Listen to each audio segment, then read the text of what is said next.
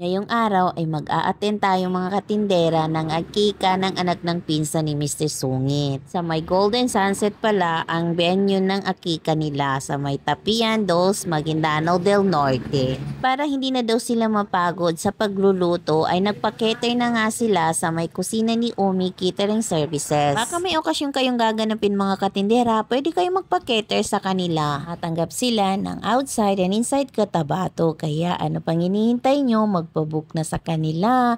Ilalagay ko yung mismong Facebook account ng mismong owner. Pagkarating pala namin sa venue at ayan, nagprepare na sila at naglalagay na sila ng mga mini donut at kami naman ay gumagawa ng DIY cupcake. At ayan po yung mother ng batang mag-aakika at celebration na rin ng kanyang panganay na anak. Para kasi makatipid sila ay syempre pinagsabay na yung akika at graduation celebration ng kanyang panganay. Alam nyo naman mga katindera, sa panahon ngayon ay grabe talaga, sobrang krisis at ang hirap maghagilap ng pera.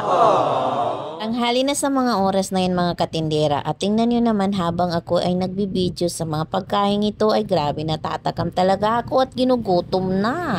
Mga ganitong mga costume mga katindera ay hindi natin dapat palampasin. Alam nyo na, nagiging reunion na rin ito ng magpapamilya kasi hindi naman yan oras-oras, minuminuto or every week, every day ay magkita-kita kayo. Paminsan-minsan lang ito mga katindera pag nagkakaroon ng kanduli. Kung mapapansin nyo ay nakikiselfie na yung batang nagkakika sa kanyang mga tuwa dahil nagsaserve na rin yung mga lalaki na assign sa catering na ito at mamaya-maya ay kakain na naman tayo. Oo, gutom na tayo mga katindera at ayan na nga, kainan na ang favorite part ng isang kaduli. O siya, happy earning!